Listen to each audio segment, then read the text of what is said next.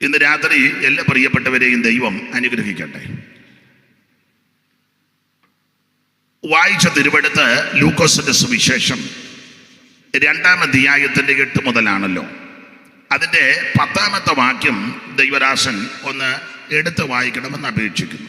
ദൂതൻ അവരോട് ഭയപ്പെടേണ്ട, സർവ്വജനത്തിനും ഉണ്ടാകുവാനുള്ള മഹാസന്തോഷം ഞാൻ നിങ്ങളോട് സുവിശേഷിക്കുന്നു. ഈ ഭാഗം കർത്താവാകുന്ന യേശു ക്രിസ്തുവിന്റെ തിരുപ്പിറവിയോടുള്ള ബന്ധത്തിൽ നടന്ന ഒരു സംഭവമാണ് ഈ കണ്ണികയ്ക്കകത്ത്. നമുക്കറിയാം, സത്യവേദ പുസ്തകം 66 പുസ്തകം, അതിലെ പുതിയ നിയമത്തിലെ 27 പുസ്തകങ്ങൾ, അതിലെ പ്രാരംഭത്തിലെ 4 പുസ്തകങ്ങൾ സുവിശേഷ പുസ്തകങ്ങളാണ്.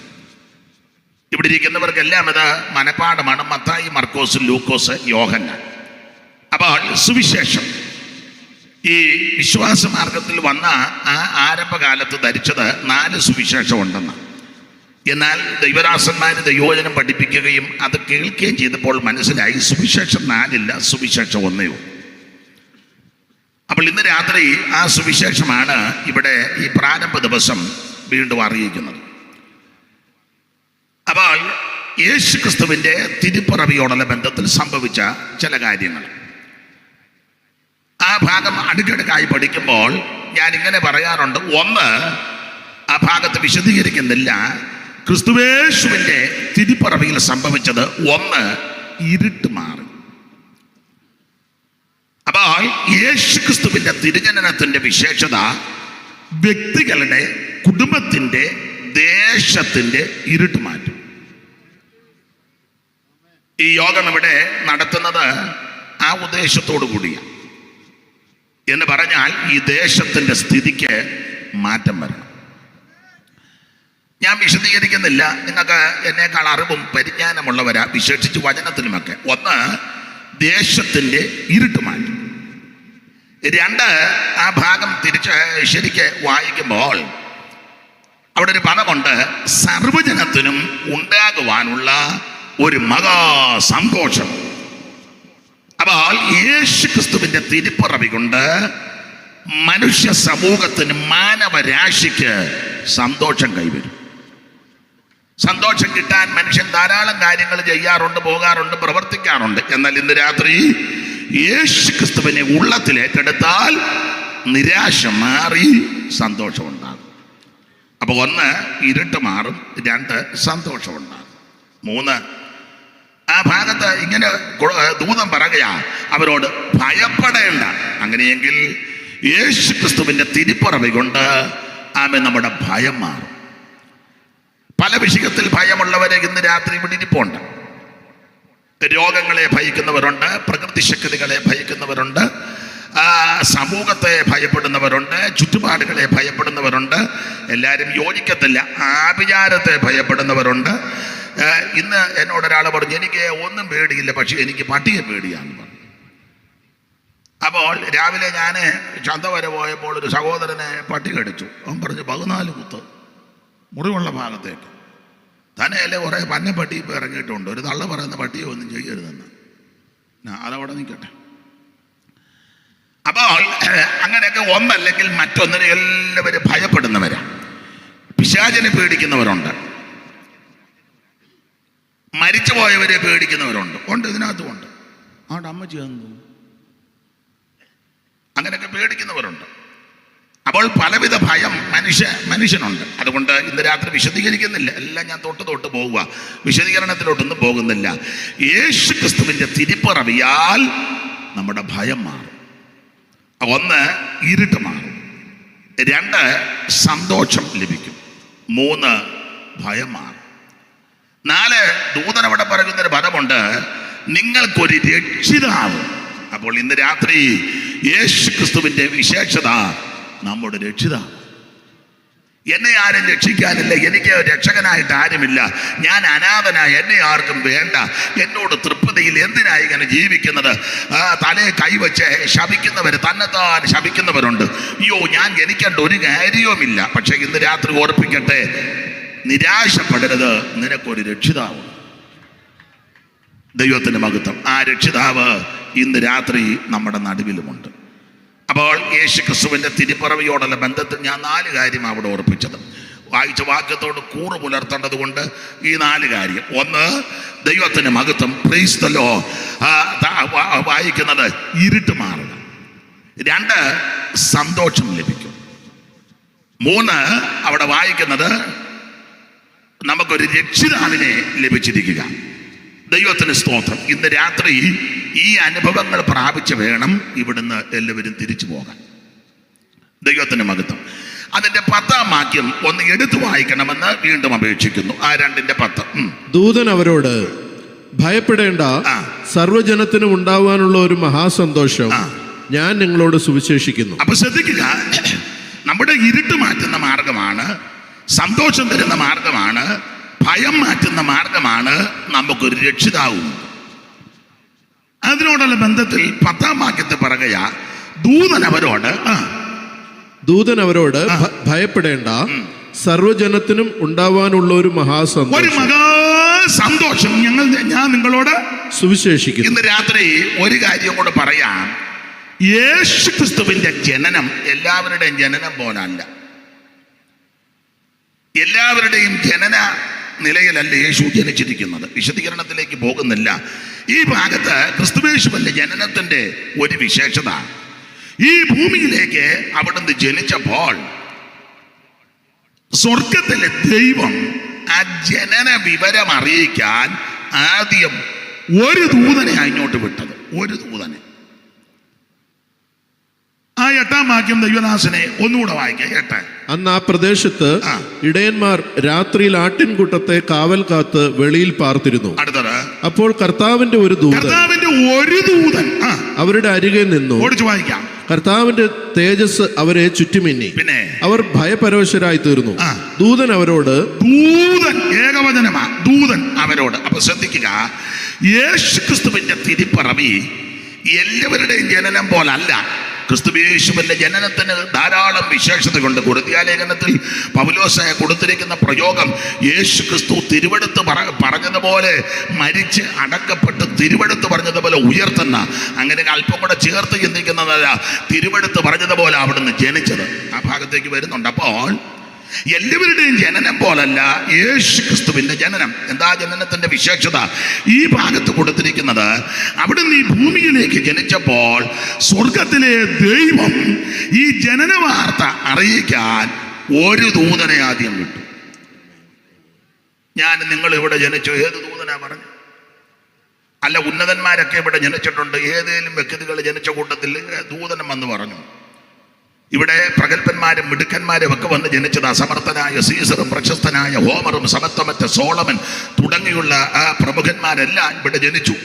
മതനേതാക്കന്മാർ, പണ്ഡിത ശിരോമണികൾ, മാത്രമല്ല രാജാക്കന്മാര്, മന്ത്രിമുഖവന്മാർ എന്ന് വേണ്ട ഓരോ നിലകളിൽപ്പെട്ടവർ, ഉന്നതന്മാര് ജനിച്ച ലോകമാണ്. പക്ഷെ ഇവരുടെ ആരുടെ ജനനത്തിൽ അവൻ ദൈവം ദൂതനെ വിട്ട് ഇങ്ങനെ പറയിപ്പിച്ചിട്ടില്ല. എന്നാൽ യേശു ക്രിസ്തുവിന്റെ തിരുപ്പിറവി നടക്കുമ്പോൾ സ്വർഗത്തിലെ ദൈവം ഒരു ദൂതനെ ആദ്യം വിട്ടു. ഈ ദൂതൻ എന്ന് പറഞ്ഞാൽ ഭയങ്കര ശക്തിയും കരുത്തുമാണ്. അങ്ങനെയാണ് നമ്മൾ വായിക്കുന്നത്. ശക്തിയും ബലവുമേറിയ ദൂതന്മാർ. അല്ല, നമ്മളെ പോലെ ചളങ്ങിയിരിക്കുന്ന ഒന്നുമല്ല. ആ നോട്ടോ ഇരിപ്പുമൊക്കെ കണ്ടിട്ട് ദൂതന്മാർക്ക് ശക്തിയുണ്ട്. നമുക്കറിയാമല്ലോ തെളിവ്. ദൈവം ഒരു ദൂതനോട് ഒരിക്കൽ പറഞ്ഞു അശൂർ പാളയത്തിലോട്ട് പോകാൻ. ചെന്ന് 1,85,000. അറിയാമല്ലോ, വിവരിക്കുന്നില്ല. കൺവെൻഷൻ ആയതുകൊണ്ട് എല്ലാം ഒന്നും മൈക്ക് കൂടെ പറയാനും ഒക്കത്തില്ല. വേറൊരിക്കൽ ദൈവം ഒരു ദൂതനെ വിട്ടു, പറഞ്ഞു പീറ്റർ അവിടെ കാരാഗൃഹത്തില്ല, വെളിയിലിറക്കണം. ദൂതൻ വന്ന് പീറ്റർ കിടന്നെടുത്ത് വന്നു. 1ാം കാവലും 2ാം കാവലും ഇരുമ്പ് വാതിൽ സ്വതവേ തുറന്നു. ദൂതനും പീറ്ററും കൂടെ വെളിയിലിറങ്ങി. പീറ്റർ പ്രാർത്ഥിക്കുന്നിടത്തോട്ട് പോയി. ദൂതൻ പാലസിലോട്ടും പോയി. അവിടെ ഒരു ചെറിയ ശുശ്രൂഷ, വിശദീകരിക്കുന്നില്ല. അപ്പോൾ ഇങ്ങനെയുള്ള ദൂതന്മാരെ ആ ദൈവം നമുക്ക് കാവലായി തന്നിരിക്കുന്നത്. ദാനിയേൽ സിംഹഗുഹയിൽ കിടക്കുക, ദൈവം ദൂതനെ അവിടെ ഇറക്കി. ദാനിയേൽ പിറ്റേന്ന് പറയുന്നുണ്ടല്ലോ, രാജാവേ, സിംഹങ്ങൾ എനിക്ക് കേടുവരുത്താതിരിക്കേണ്ടതിന് എന്റെ ദൈവം തന്റെ ദൂതനെ വിട്ടു, സിംഹത്തിന്റെ വായടച്ചു.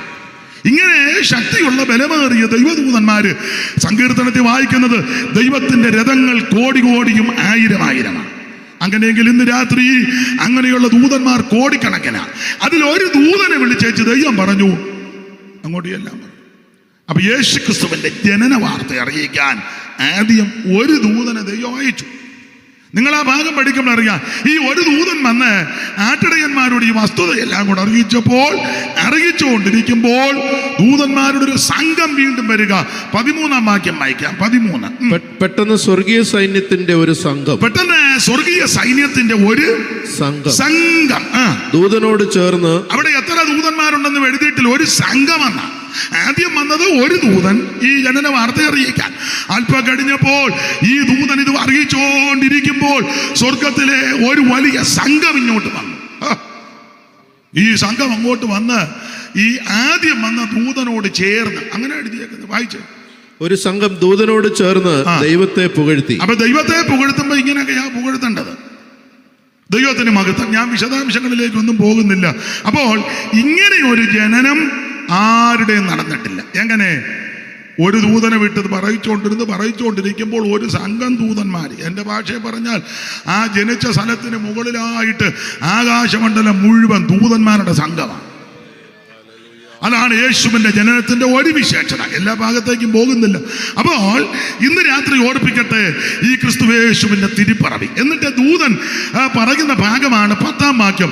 സർവ്വജനത്തിനും ഉണ്ടാകുവാനുള്ള ഒരു മഹാ സന്തോഷം. ഒന്നുകൂടെ വായിച്ചേ 10-ാം വാക്യം. ദൂതൻ അവരോട്, ഭയപ്പെടേണ്ട, സർവ്വജനത്തിനും ഉണ്ടാവാനുള്ള മഹാസന്തോഷം ഞാൻ നിങ്ങളോട് സുവിശേഷിക്കുന്നു. ഇന്ന് രാത്രി കമ്പിവാചകം പോലെ ചില കാര്യങ്ങൾ എല്ലായിടങ്ങളിലും പറയുന്ന കാര്യം. ഇത് ഇന്നത്തെ പ്രഥമ യോഗമാണല്ലോ. ആദ്യ ദിവസമാണ്. നാളെയും മറ്റന്നാളും ഒക്കെ വളരെ ശ്രേഷ്ഠരായവരെ ഇവിടെ വിളിച്ചിട്ടുണ്ട്. എല്ലാവരും എന്നെ സംബന്ധിച്ച് അനുഗ്രഹം പ്രാപിക്കട്ടെ.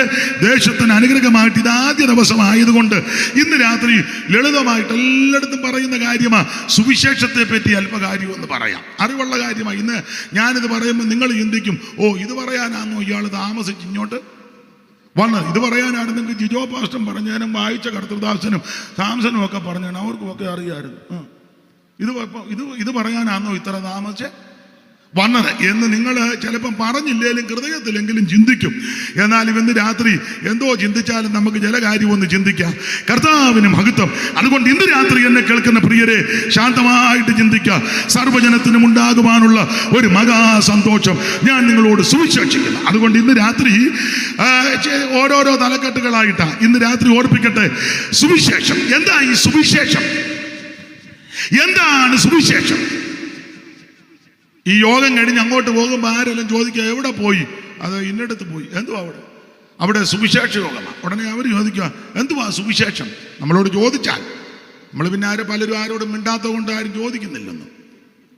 കാറ കയറുക, ആരോടും മിണ്ടാതെ അങ്ങ് പോവുക. അതുകൊണ്ട് പിന്നെ ആരും ചോദിക്കുന്നില്ല. അബദ്ധത്തിൽ ആരേലും ഒന്ന് ചോദിക്കുക, എവിടെ പോയതാ? ഇന്നടത്ത്.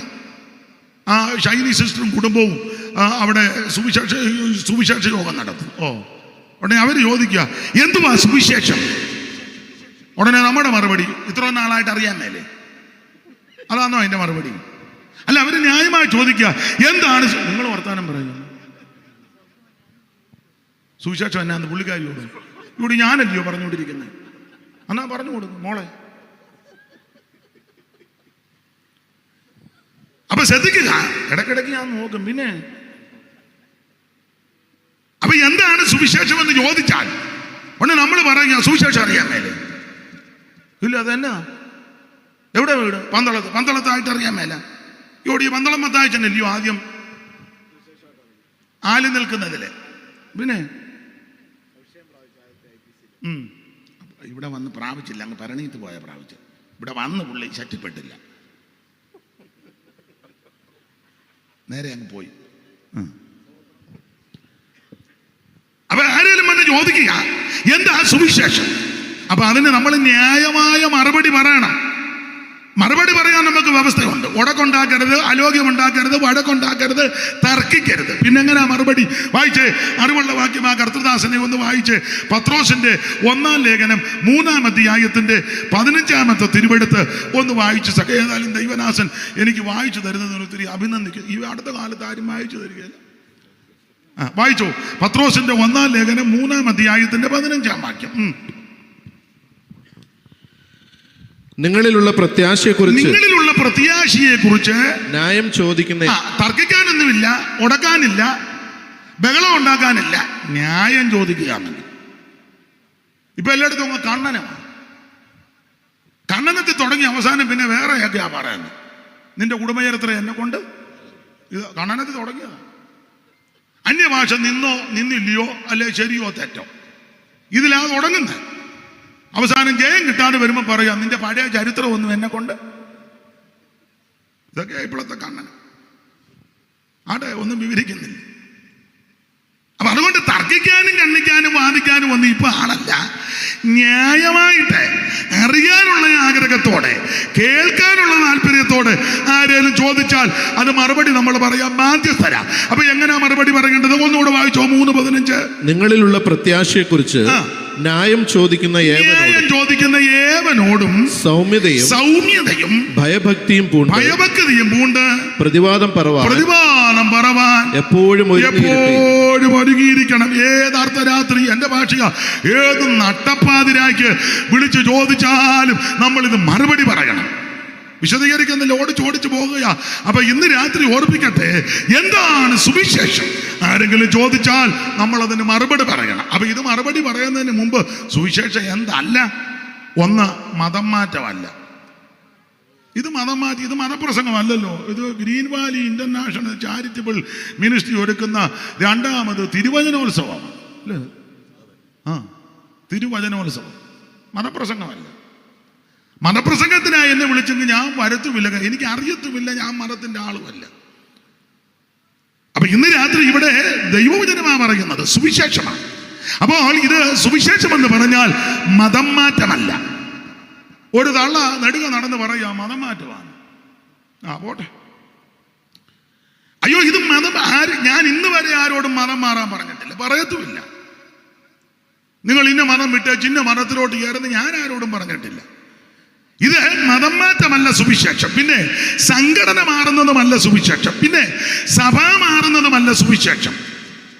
സ്തോത്രം. 4, ജാതി സ്പർദ്ധ വർദ്ധിപ്പിക്കുന്ന നല്ല സുവിശേഷം.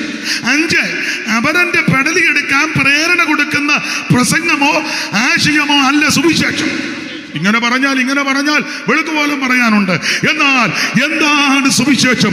ഒറ്റ വാക്കിൽ എന്നെ കേൾക്കുന്ന ബഹുമാന്യരെ, ശ്രോതാക്കളെ, നാട്ടുകാരെ, ശബ്ദപരിധിയിൽ കേൾക്കുന്ന മാന്യമിത്രമേ, ഇന്ന് രാത്രി ഓർപ്പിക്കട്ടെ, എന്താണ് സുവിശേഷം? അത് വചനത്തിൽ നിന്ന് വായിച്ചോ. തിമോത്തിയോസിന്റെ 2-ാം ലേഖനം 2-ാം അധ്യായത്തിന്റെ 8-ാം വാക്യം. അറിവുള്ള വാക്യമാ എങ്കിലും ഒന്ന് വായിച്ചോ. ഈ വായിപ്പിക്കുന്ന എന്തിനാന്ന് ചോദിച്ചാൽ പറയുന്നതൊക്കെ ഇതിനകത്തുള്ളതായി പറയുന്നത് അറിയാനാ വായിപ്പിക്കുന്നത്. ഇല്ലെങ്കിൽ എടുക്കുന്ന വിഷയത്തോട് ബന്ധപ്പെട്ട് ചില വാക്യമൊക്കെ മനഃപാഠമാണ്. എന്നാൽ ഇത് വായിപ്പിക്കുന്നത് ഈ പറയുന്നതല്ല ഈ തിരുവചനത്തിനകത്ത് ഉള്ളതാ. വായിച്ചോ. തിമോത്തിയോസിന്റെ 2-ാം ലേഖനം 2-ാം അധ്യായത്തിന്റെ 8-ാം വാക്യം. ദാവീദിന്റെ സന്തതിയായി ജനിച്ച് മരിച്ചിട്ട് ഉയർത്തെഴുന്നേറ്റിരിക്കുന്ന യേശുക്രിസ്തുവിനെ ഓർത്തുകൊള്ളുക. അതാകുന്നു എന്റെ സുവിശേഷം. ഇന്ന് രാത്രി എന്നെ കേൾക്കുന്ന പ്രിയരെ, എന്താണ് സുവിശേഷം? ദാവീദിന്റെ സന്തതിയായി ജനിച്ചു മരിച്ചിട്ട് ഉയർത്തെഴുന്നേറ്റ യേശുക്രിസ്തു, അതാ സുവിശേഷം. വിശദീകരിക്കുന്നില്ല. കർത്താവിന് മഹത്വം. സുവിശേഷം എന്തുവാ? യേശുക്രിസ്തു. ഒരല്പം കൂടെ തെളിച്ച് പറഞ്ഞാൽ കൊരിന്ത്യർക്ക് എഴുതിയ 1-ാം ലേഖനം 15-ാം അധ്യായത്തിന്റെ 3-ാമത്തെ വാക്യം കൂടി ഇതിനോട് ചേർത്ത് ഒന്ന് വായിക്കുന്നത് ഉചിതമാണ്. ഒരല്പം തെളിച്ച് പറഞ്ഞാൽ കൊരിന്ത്യർക്ക് എഴുതിയ 1-ാം ലേഖനം 15-ാം അധ്യായത്തിന്റെ 3 മുതലുള്ള തിരുവെഴുത്ത് ഒന്ന് വായിച്ച് ഒന്ന് സഹായിച്ചാട്ടെ. ക്രിസ്തു നമ്മുടെ പാപങ്ങൾക്ക് വേണ്ടി തിരുവെഴുത്തുകളിൻ പ്രകാരം മരിച്ചടക്കപ്പെട്ട് തിരുവെഴുത്തുകളിൻ പ്രകാരം 3-ാം നാൾ ഉയർത്തെഴുന്നേറ്റു. ദൈവത്തിന് മതി. ഇതാണ് സുവിശേഷം.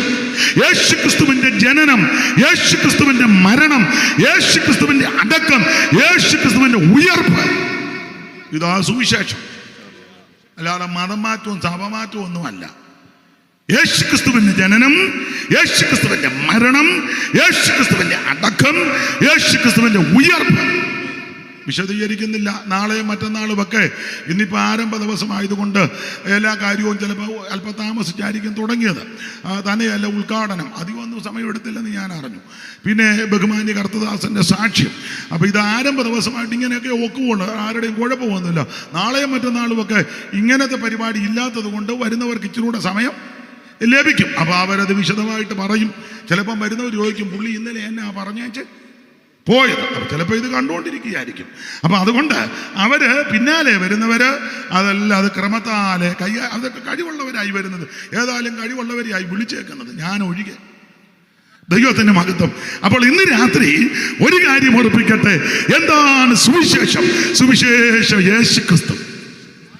ഓടിച്ചോടിച്ചു പോകുകയാ. രണ്ടാമത്തെ തലക്കെട്ട്. എല്ലാവരും ശ്രദ്ധിക്കണേ, ഉറങ്ങരുത്. വർത്താനമൊന്നും വണ്ടിയുടെ അവിടെ ഇങ്ങോട്ട് കയറി ഇവിടെ കസാരയില്ല, എല്ലാം പമ്മി നിൽക്കും. കുഴപ്പമില്ല, അവിടെ ഓടി പോകരുത്, അവിടെ നിൽക്ക്. അപ്പൊ ഈ ശ്രദ്ധിക്കുക, എന്താണ് സുവിശേഷം? സുവിശേഷം യേശു ക്രിസ്തു. രണ്ടാമത്തെ തലക്കെട്ട്. എന്തിനാ സുവിശേഷം? എന്തിനാ സുവിശേഷം?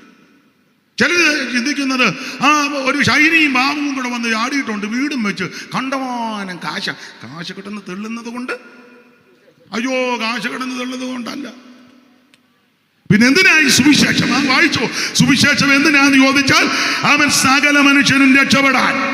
തീത്തോസിന്റെ ലേഖനം 2-ാം അധ്യായത്തിന്റെ 11-ാമത്തെ തിരുവെടുത്ത് അറിവുള്ള വാക്യം. ഒന്നുകൂടെ ഒന്ന് വായിച്ചോ. തീത്തോസിന്റെ ലേഖനം 2-ാം അധ്യായത്തിന്റെ 11-ാമത്തെ തിരുവെടുത്ത്. സകല മനുഷ്യർക്കും രക്ഷാകരമായ ദൈവകൃപ ഉദിച്ചുവല്ലോ. സഹോദരിമാര് വായിച്ചു, അതിന് കുഴപ്പമില്ല. പാസ് വായിച്ചോ, മൈക്കിൽ കൂടെ. അത് മൂപ്പ എന്നാലും വായിച്ചോ. സകല മനുഷ്യർക്കും രക്ഷാകരമായ ദൈവകൃപ ഉദിച്ചുവല്ലോ. നാം ഭാഗ്യകരമായ പ്രത്യാശയ്ക്കായിട്ടും മഹാദൈവവും നമ്മുടെ രക്ഷിതാവുമായ യേശു ക്രിസ്തുവിന്റെ തേജസ്സിന്റെ പ്രത്യക്ഷതയ്ക്കായിട്ട് കാത്തും കൊണ്ട് ഭക്തികേടും പ്രപഞ്ചഭോഗങ്ങളും വർജിച്ചിട്ട് ഈ ലോകത്തിൽ സുബോധത്തോടും നീതിയോടും ദൈവഭക്തിയോടും കൂടെ ജീവിച്ചു പോരേണ്ടതിന് അത് നമ്മെ ശിക്ഷിച്ചു വളർത്തുന്നു. ഈ വാക്യത്തെ തന്നെ നിന്ന് പറയാൻ സമയമെടുക്കും, വിശദീകരിക്കുന്നില്ല. ഇന്ന് ഈ നമ്മുടെ, ഞാൻ എപ്പോഴും പറയും, ഇന്ന് പ്രൈവറ്റ് ബസ് പോകുന്നത് പോലെ പെട്ടെന്ന് ബെല്ലടിച്ച് പോവുക, സ്റ്റോപ്പിൽ അധികം നിർത്തുന്നില്ല. കണ്ടിട്ടില്ല? കാലെടുത്ത് വെക്കുന്നതിന് മുന്നേ അവൻ പിന്നെ ഞാനൊക്കെ അങ്ങ് കയറുക.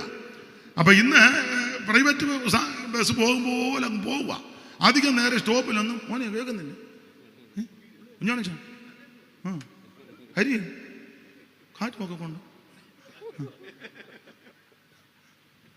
ദൈവത്തിന്റെ മഹത്വം. അപ്പൊ ശ്രദ്ധിക്കുക, എന്താ സുവിശേഷം? യേശു ക്രിസ്തു. എന്തിനാ സുവിശേഷം? കേട്ടല്ലോ, വായിച്ച്. സകല മനുഷ്യനും രക്ഷപ്പെടാൻ. ഒരു ഏരിയയിലുള്ളവർ മാത്രം രക്ഷപ്പെട്ടാൽ പോരാ. ഒരു കുടുംബത്തിലുള്ളവർ ഒരു വ്യക്തി രക്ഷപ്പെട്ടാൽ പോരാ. ഒരു കുടുംബത്തിലുള്ളവർ രക്ഷപ്പെട്ടാൽ പോരാ. ഒരു വാർഡിലുള്ളവർ രക്ഷപ്പെട്ടാൽ പോരാ. ഒരു പഞ്ചായത്തിലോ ഒരു മുനിസിപ്പാലിറ്റിയിലോ ഒരു ജില്ലയിലോ ഒരു സംസ്ഥാനത്തോ രാജ്യത്തുള്ളവർ മാത്രമല്ല, സകല മനുഷ്യനും രക്ഷപ്പെടണം. എന്നെ കേൾക്കുന്ന പ്രിയരെ, സകല മനുഷ്യനും രക്ഷപ്പെടണം. ദൈവത്തിന് അതിനാ സുവിശേഷം. ദൈവത്തിന് മഹത്വം. എൻ്റെ വല്യമ്മച്ചി പറഞ്ഞൊരു ഒരു ഒരു ഒരു ഒരു പഴമൊഴിയുണ്ട്. എല്ലാവർക്കും അറിയുമെന്നറിയത്തില്ല, അറിയാവുന്നവർക്ക് അറിയാം. പഴയ ഭാഷയാണ്, എല്ലാവർക്കും പിടികിട്ടുകയല്ല. അപ്പോൾ ചില വിഷയത്തോടുള്ള സ്വാർത്ഥതയോട് ബന്ധപ്പെട്ട അമ്മച്ചി പറയും, എടാ, ചിലരുടെ ചിന്ത ഒന്നേ പഴുക്കാവൂ എനിക്ക് കിട്ടാവൂ, ഒന്നേ പഴുക്കാവൂ എനിക്ക്. അങ്ങനല്ല. എന്നോട് കൊച്ചിലെ പറഞ്ഞു തന്നതാ, എല്ലാം പഴുക്കട്ടെ, എല്ലാവർക്കും കിട്ടട്ടെ. അതുകൊണ്ട് ഇന്ന് രാത്രി അതിനോട് ചേർന്നങ്ങ് പറയുക, എന്തിനാ സുവിശേഷം? ഒരു വ്യക്തി മാത്രം രക്ഷപ്പെട്ടാൽ പോരാ, സകല മനുഷ്യനും രക്ഷപ്പെടണം, സകല വ്യക്തികളും രക്ഷപ്പെടണം. അതുകൊണ്ടാ ഈ സുവിശേഷം. അപ്പോൾ ശ്രദ്ധിക്കുക, എന്താണ് സുവിശേഷം? യേശു ക്രിസ്തു. ഇന്ന് ഷൈനി സിസ്റ്ററെ ഞാൻ ഇങ്ങനെ പ്രസംഗിക്കുന്നത്, കുഴപ്പമില്ലല്ലോ. എപ്പോഴും പേരായി ജിജോ അങ്ങ് തെറ്റുക, എന്നാലും മറക്കത്തില്ല. ഇന്നിങ്ങനെ പോട്ടെ, അല്ലയോ?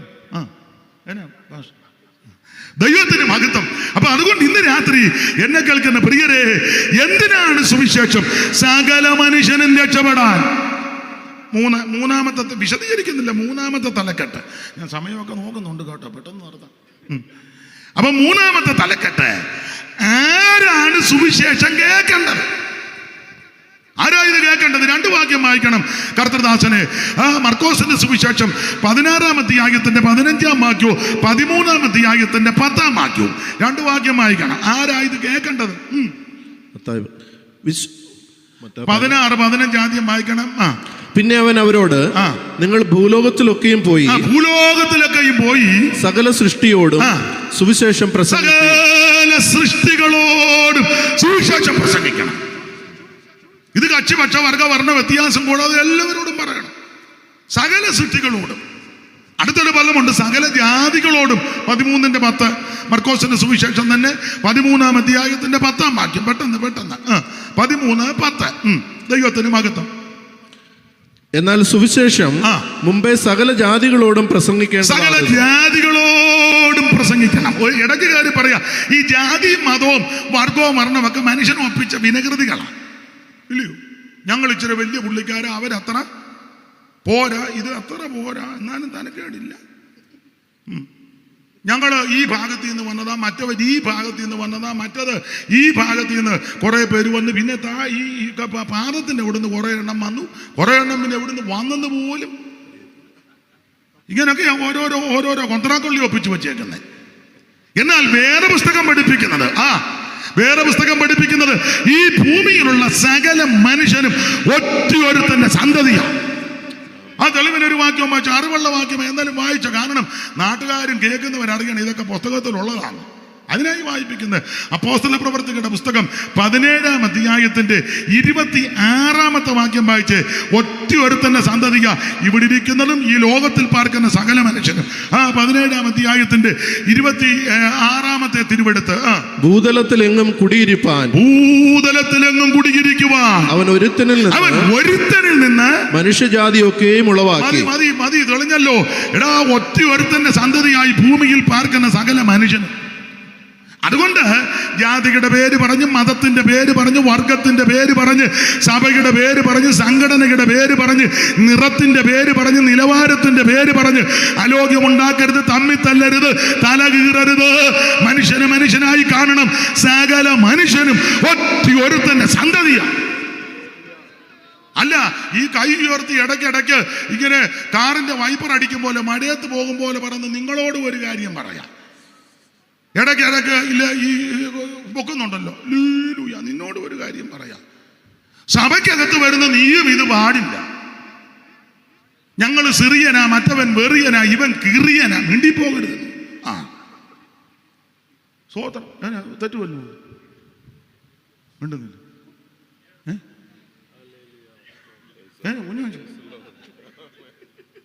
ഇതിനകത്തും വന്ന് നീ കോഴ്സ് ഇറക്കരുത്. മനസ്സിലായോ? സകല എണ്ണവും ഒറ്റയൊരുത്തന്നെ സന്തതിയാ.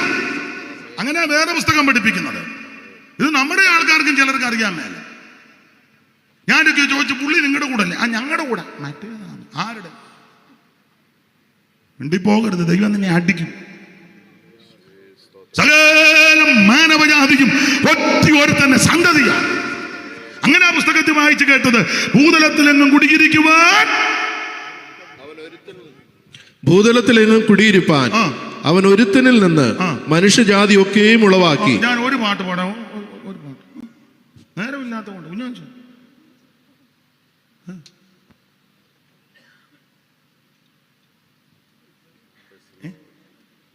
മതി. 4 മതി. 4 തന്നെ അധികമാണ്.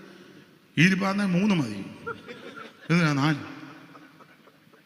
ആദിമനുജനാം ആദാമിൽ കൂടല്ലോ പാപങ്ങൾ ലോകത്തിൽ ആകെ പരന്നതും. ആദിമനുജനാം ആദാമിൽ കൂടല്ലോ പാപങ്ങൾ ലോകത്തിൽ ആകെ പരന്നതും.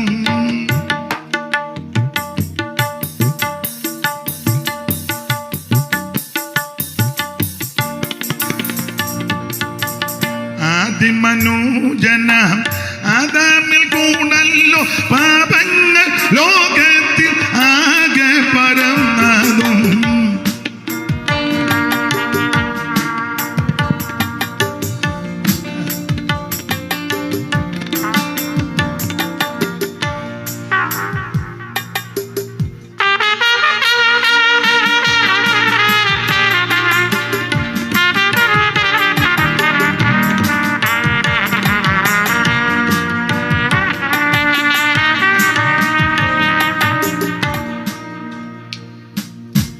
അതിമനുജനാം ആദാമിൽ കൂടല്ലോ പാപങ്ങൾ ലോകത്തിൽ ആകെ പരന്നതും ഏവർക്കും പാപ പരിഹാരത്തിനായി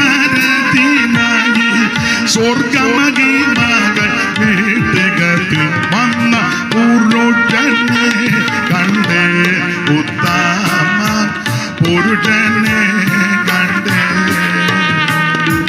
പുരുഷനെ കണ്ടേ ഉത്തമ പുരുഷനെ കണ്ടേ പുരുഷനെ കണ്ടേ ഉത്തമ പുരുഷനെ കണ്ടേ.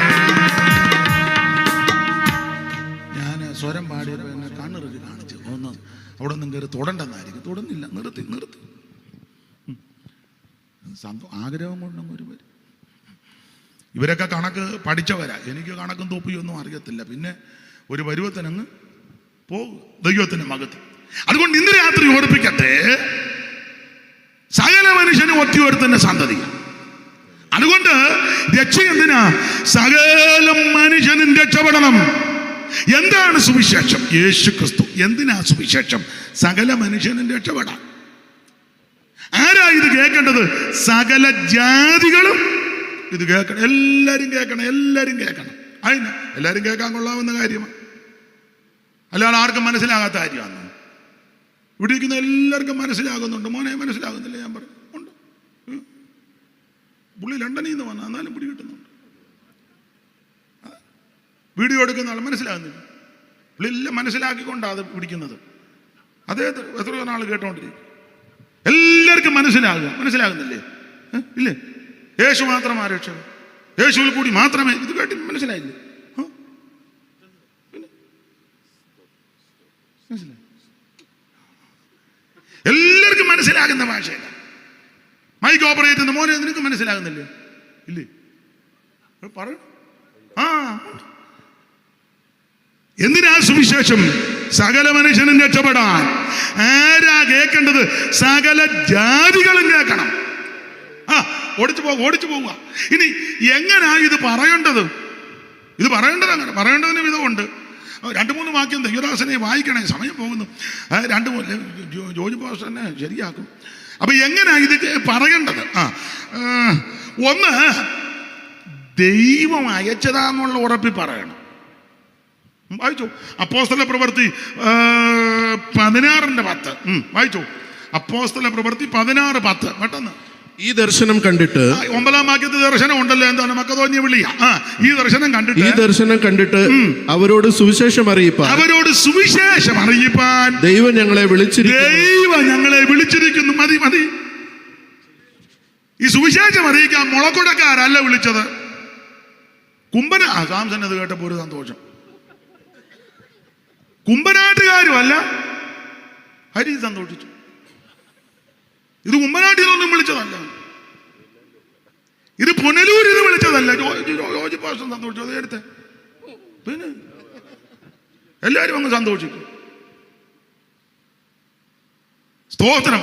ഇത് കുമ്പനാട്ടിൽ നയിച്ചതല്ല, മുളകൊടയിൽ നയിച്ചതുമല്ല, പുനലൂരിൽ നിന്ന് വിട്ടതുമല്ല, തിരുവല്ലായിലെ തോമാച്ചാൻ അവിടുന്ന് വിട്ടതുമല്ല, അയ്യാപിള്ള സാറിന്റെ മകൻ അവിടുന്ന് വിട്ടതുമല്ല, കല്ലുമലയെന്നും പരിമലയെന്നും ഒന്നും വിട്ടതല്ല. ഇത് ദേവലോകത്തിൽ നിന്ന് വിട്ടതുമല്ല. കോട്ടയമാന്നേ. ദേവലോകം എന്ന് പറയുമ്പോൾ നിങ്ങൾ വേറെ ചിന്തിക്കരുത്. പണ്ടൊരുത്ത ദേവലോകത്തിന്റെ ബോർഡ് കണ്ട് കയറി തിരിച്ച് പിന്നെ അവിടെ കൊണ്ടിറക്കി. എന്തിയാ ദേവലോകം? അതിലേടാ വന്നത്. 2 രൂപ കൊടുത്തപ്പം ദേവലോകം 2.5 രൂപ. അന്ന് 2.5 രൂപ വിജയലക്ഷ്മിക്ക് കയറി. അപ്പൊ അവൻ ചോദിച്ചു, ദേവലോകം വലിയോടെ റബ്ബർ തോട്ടം കഴിഞ്ഞ് താഴോട്ട് ഇറങ്ങിയപ്പം അതാണോ ദേവലോകം? അപ്പൊ ഇത് ദേവലോകത്തിൽ നിന്ന് വിട്ടതുമല്ല, ഇത് അന്ത്യോക്യയിൽ നിന്ന് വിട്ടതല്ല, വത്തിക്കാനിൽ നിന്ന് അയച്ചതല്ല, ഇത് അമേരിക്കന്ന് സായിപ്പ് വിട്ടതുമല്ല. പിന്നെ സുവിശേഷം അറിയിക്കുന്നത് ദൈവം അയച്ചതാണ്. ഈ ബോധ്യത്തോട് വേണം ഇത് അറിയിക്കാൻ. ഞാൻ ഈ പറഞ്ഞ തലത്തിൽ നിന്നൊക്കെ വിട്ടാൽ അവിടെ എന്തായാലും അപാകത വരുമ്പോ ഇവ പണി നിർത്തും. എത്ര എണ്ണം നിർത്തി? ഈയിടെ ഒരാൾ ചോദിച്ചു, ഇപ്പൊ ഞാൻ എങ്ങും പോകുന്നില്ല, ഇവിടെ തന്നെ ഇരിക്കുകയാണ്. അത് അവിടെ നിന്ന് വിട്ടത് കൊണ്ടാണ്. ഇപ്പൊ എങ്ങും പോകുന്നില്ലെന്ന് ഒരു പുള്ളി ചേർത്ത് പറയാം, ഒരുത്തനും ശരിയല്ലെന്ന്. അതാ രസം. ഒരുത്തനും. എടാ, ശരിയായ ഒരുവൻ സ്വർഗത്തിലുണ്ട്. അവിടുന്ന് നിന്നെ അയക്കണം. അവിടുന്ന് അയച്ചെന്നുള്ള ബോധ്യമുണ്ടെങ്കിൽ ഇവിടെ ആരും നിന്നെ മൈൻഡ് ചെയ്തില്ലെങ്കിലും, ഇവിടെ ആരും നിനക്ക് കസേര തന്നില്ലെങ്കിലും, ഇവിടെ ഒരു സ്റ്റേജ് നിനക്ക് തന്നില്ലെങ്കിലും, വലിയ വലിയ കൺവെൻഷന് നിന്നെ വിളിച്ചില്ലെങ്കിലും, അവൻ പന്തലില്ലെങ്കിലും, അവൻ പരിപാടി ഇല്ലെങ്കിലും, ഏത് മുക്കിന് മൂലയ്ക്ക് നിന്ന് ഈ സുവിശേഷം അറിയിക്കും. ദൈവം അയച്ചതാ. എത്രയോ ശ്രേഷ്ഠരാകുന്ന കർത്തദാസന്മാർക്ക് പുൾപിറ്റുമില്ല, പ്രസംഗ വീടോ ഇല്ല. നമുക്ക് നന്നായിട്ട് നമ്മളെയൊക്കെ നന്നായിട്ട് പറയുന്നുണ്ട്. നമുക്കാണെങ്കിൽ എന്തെല്ലാം കാര്യങ്ങളാണെങ്കിൽ ഒന്ന് എന്നിട്ട് തന്നെ വന്ന തൃപ്തി. സ്തോത്രം. ചിലക്ക് വലിയ സ്റ്റേജ് വേണം, കാരണം ഓടണ്ടേ, പെണ്ണുങ്ങളെല്ലാം തള്ളിയിടുകയും വേണം. വലിയ സ്റ്റേജ് വേണം, സിസ്റ്റം അലറണ്ടേ. ഇതൊന്നും പോരാ. ചോദിക്കുള്ളൂ എത്ര വാട്സിൻ്റെ ആണ് അതിന് ഇവിടെ വേറെ വല്ല പരിപാടിയാണ്. എടി, ഇത് കരണ്ട് പോയാലും ഉള്ള ശബ്ദത്തിൽ ഈ സുവിശേഷം അറിയിക്കും. അതാണ് സുവിശേഷം. അല്ല, മൈക്ക് കൊണ്ടേല ഞാൻ പഠിച്ച ബൈബിൾ സ്കൂളിൽ ഒരിക്കൽ ഒരു ടീം പ്രവർത്തനത്തിൽ വിടാൻ നേരത്ത് പരസ്യവും നടക്കുക. അപ്പം ടൗണിൽ നിന്ന് പ്രസംഗിക്കണം, അത് ന്യായമാണ്. അപ്പം ഞങ്ങളുടെ ഒരു സഹോദരൻ പറഞ്ഞു, അച്ചായ മൈക്കില്ലെങ്കിൽ ബുദ്ധിമുട്ടാണ്. അത് ന്യായമാണ്. തിരുതാന്ന് വണ്ടി പോവുകയും മെയിൻ ടൗണിൽ നിന്ന് മൈക്കില്ല അങ്ങനെ പറയും. അപ്പം ആ സഹോദരൻ പറഞ്ഞു, അച്ഛാ മൈക്കില്ലാന്ന്. ഉടനെ പുള്ളി മറുപടി പറയുക, യേശുവിൻ്റെ കാലത്ത് മൈക്കുണ്ടോ സഹോദര? അവനും എടുക്കാൻ. അവൻ പറഞ്ഞു, യേശുവിൻ്റെ കാലത്ത് കാറുണ്ടായിരുന്നു അച്ചായൻ കാറല്ല പോകുന്നത്. ഉണ്ടെ പറഞ്ഞു, യേശുവിൻ്റെ കാലത്ത് കാറില്ല. എന്നാൽ മൈക്ക് തരാമെന്ന് പറഞ്ഞു. വെട്ടിനകത്ത് നിന്ന് വീഴുക. പി കുര്യൻ ഭാഷക്ക് മനസ്സിലായ അച്ചായൻ ഏതാണ്? ചായ നമ്മളോട് വേണ്ട ചോദിച്ചല്ലോ. സാംസണോട് ഞാൻ ജോൺ കഴിഞ്ഞ് പറയാം.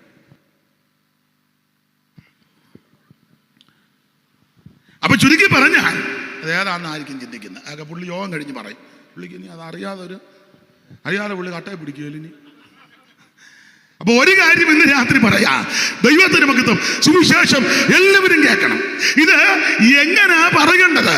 ഒന്ന്, ദൈവമാണ് ഞങ്ങളെ അയച്ചത്.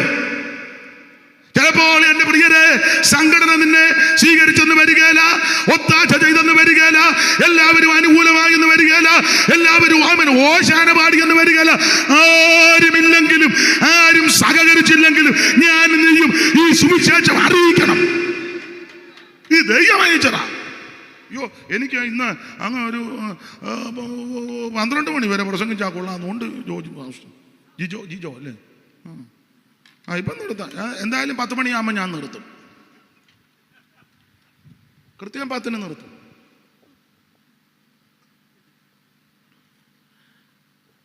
പത്ത് വരെ നമുക്ക് സാങ്ഷൻ ഉണ്ടല്ലോ, അതുകൊണ്ട് കുഴപ്പമില്ല. പേടിക്കണ്ട.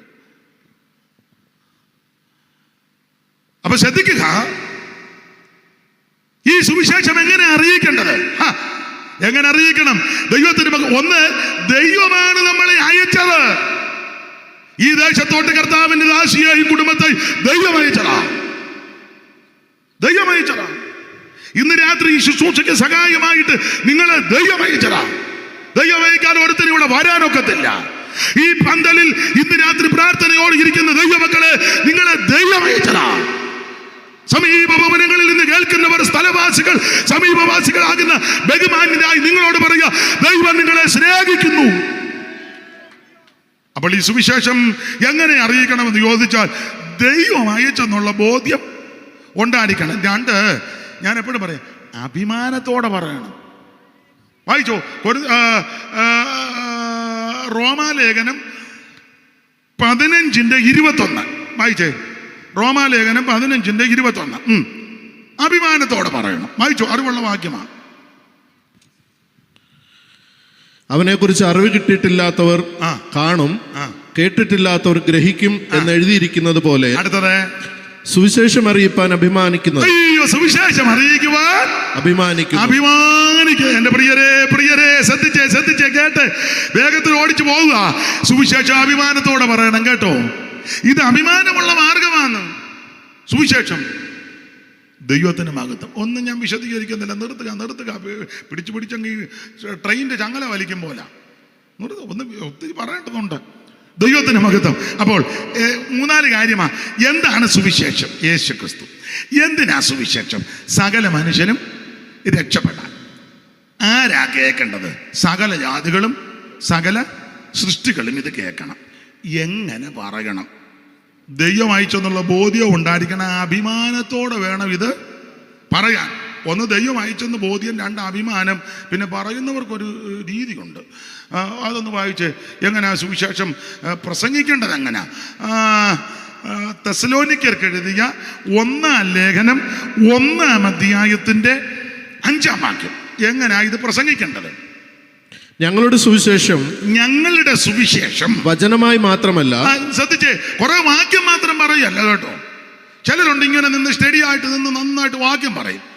മത്തായി 8:3, 4:5, 7:3.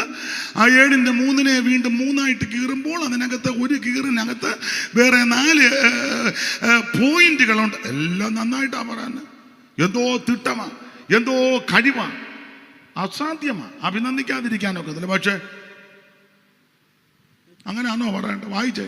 ഞങ്ങളുടെ സുവിശേഷം വചനമായി മാത്രമല്ല. ഞങ്ങളുടെ സുവിശേഷം കുറെ വാക്യം മാത്രം. ഏതാ? ഒത്തുവാക്യം എടുത്തോണ്ടേ. ഇന്നാളൊരാൾ പറഞ്ഞു ഗൂഗിളിനകത്താ കയറുന്നെന്ന്. കയറിക്കോ, ഇറങ്ങി വന്നാ മതി. കയറി അങ്ങ് പോകുന്നതായിക്കോഴപ്പോ എവിടെയെങ്കിലും കയറി എടുത്തോ. അപ്പൊ കുറെ വാക്യം മാത്രമല്ല പറയുന്നത്. പിന്നെ എങ്ങനെയാ സുവിശേഷം അറിയിക്കുന്നത്? ഞങ്ങളുടെ സുവിശേഷം വചനമായിട്ട് മാത്രമല്ല, പിന്നെ ശക്തിയോടും പരിശുദ്ധാത്മാവോടും ബഹുനിശ്ചയത്തോടും. എങ്ങനെയാ പറയണ്ടേ? ഇത് ചിലരുടെ പറയുന്ന കേൾക്കുമ്പോൾ നമ്മുടെ ഉള്ള ശക്തിയും കൂടെ ഇച്ചിരി ശക്തിയായിട്ടാണ് നമ്മൾ പറഞ്ഞത്. ഇത് കേട്ട് കഴിയുമ്പോൾ ഉള്ളത് കൂടെ ശക്തി വന്നോ അതോ പോയോ? ചവലിന്റെ മേലെ വന്നതുപോലെ. ദൈവത്തിന് മഹത്വം. എന്റെ പ്രിയരെ, ഈ സുവിശേഷം ശക്തിയോടെ പറയണം. ഞാൻ അങ്ങനെ പറയണം, ശക്തിയോടെ. അഹങ്കരിച്ചൊന്നും പറയല്ല, തെറ്റിദ്ധരിക്കരുത് കേട്ടോ. 10 ദിവസമായിട്ട് ഉപവാസം. 10 ദിവസം മുമ്പ് ഭക്ഷണം കഴിച്ചതാ, ഇതുവരെ കഴിച്ചിട്ടില്ല. വെള്ളമൊക്കെ കുടിക്കും. ശക്തിയില്ലേ? കാര്യക്കങ്ങ് സങ്കടം. അങ്ങ് 10 ദിവസമായിട്ട്. ഇന്ന് 10 ദിവസത്തെ പ്രാർത്ഥന തീർന്ന് എല്ലാവരും ഉച്ചയ്ക്ക് ഭക്ഷണം കഴിച്ച്. ഞാൻ കഴിച്ചില്ല, കാരണം ഈ യോഗം കൂടെ കഴിഞ്ഞേച്ച് കഴിക്കാൻ ക്ഷീണമല്ലോ ഉണ്ട്. ഈ ദിവസങ്ങളെല്ലാം യാത്ര. തൃശ്ശൂരും പാലക്കാടും കോഴിക്കോടും ഒക്കെ യാത്രയും. 2 ഇവിടെ ഒളിച്ചിട്ട് സമയം കുറഞ്ഞത്, ബാക്കി എല്ലായിടത്തും സമയം കിട്ടുക 2-2.5 മണിക്കൂർ. പകലും പ്രസംഗിക്കുന്നുണ്ട്, വൈകിട്ടും. പകലുമൊക്കെ 2 മണിക്കൂർ 3 മണിക്കൂർ, വൈകിട്ടും 2-2.5 മണിക്കൂറാണ് ഈ യാത്രയും.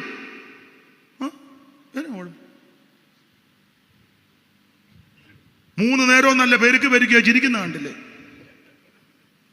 ഒരു ശക്തി. പോരാഞ്ഞിട്ടിങ്ങോട്ട് വന്നപ്പോൾ 4 മണിക്ക് 2 വടയും കൂടെ തിന്നേച്ചാ വന്നിരിക്കും. എന്നിട്ട് ഒരു ശക്തിയോ ബലമോ? എല്ലാവരുടെയും കാര്യമല്ല. ആട്ടെ. അപ്പൊ ഇതെങ്ങനെയായി സുവിശേഷം അറിയിക്കണ്ടേ? ശക്തിയോടും പരിശുദ്ധാത്മാവോടും ബഹുനിശ്ചയം. ശക്തി വേണം ഇതിനകത്ത്. ആട്ടെ, വിവരിക്കുന്നില്ല. സമയത്തെ പേടിക്കുന്നത് കൊണ്ട്. ദൈവത്തിന് ഒന്നാതെയല്ല എന്നെ പറ്റി ആൾക്കാർ പറഞ്ഞ അയാൾക്ക് പൊളിപ്പും ബോധവും ഒന്നും ഉള്ളവനല്ലെന്ന. അപ്പൊ അതുകൊണ്ട് അത് പിന്നെ എന്തിനാ ആവർത്തിപ്പിക്കുന്നത്? അതുകൊണ്ട് ഞാൻ അങ്ങ് അടങ്ങുക. ദൈവത്തിന് മഹത്വം. അപ്പോൾ ഈ സുവിശേഷം എങ്ങനെ അറിയിക്കണം? ദൈവം അയച്ചെന്നുള്ള ബോധ്യം വേണം. അഭിമാനത്തോടെ പറയണം. പറയുമ്പോൾ ശക്തിയോടും പരിശുദ്ധാത്മാവോടും ബഹുനിശ്ചയത്തോടും. 5-ാമത്തെ തലക്കെട്ട് അത് പറഞ്ഞങ്ങ് നിർത്തുക. 5-ാമത്തെ തലക്കെട്ട് എന്താണ് സുവിശേഷത്തിന്റെ വിശേഷത? 5 തലക്കെട്ട. 1, എന്താണ് സുവിശേഷം? 2, എന്തിനാണ് സുവിശേഷം? 3, ആരാണ് കേൾക്കേണ്ടത്? 4, എങ്ങനെയാണ് പറയേണ്ടത്? 4 കാര്യവും പറഞ്ഞു. ഇനി 5, എന്താണ് സുവിശേഷത്തിന്റെ വിശേഷത? അതൊക്കെ പറയണമെങ്കിൽ എനിക്ക് ഒരു 2 ദിവസമെങ്കിലും വേണം, കുറഞ്ഞത്. ഒരു 3 മണിക്കൂർ വെച്ച് 2 ദിവസം. നിങ്ങൾ ചിന്തിക്കുക, കൊള്ളാം. പക്ഷെ ഇന്ന് ഞാൻ അധികം എടുക്കുന്നില്ല, നിർത്തുക. ഞാൻ സുവിശേഷത്തിൻ്റെ വിശേഷത ഇങ്ങനെ, എനിക്ക് ഗൂഗിളൊന്നും അറിയത്തില്ല കേട്ടോ. കയറുന്നവരോട് ഞാൻ എതിർക്കുന്നുമില്ല, അറിയാവുന്നവർ കയറട്ടെ, എനിക്കറിയത്തില്ല.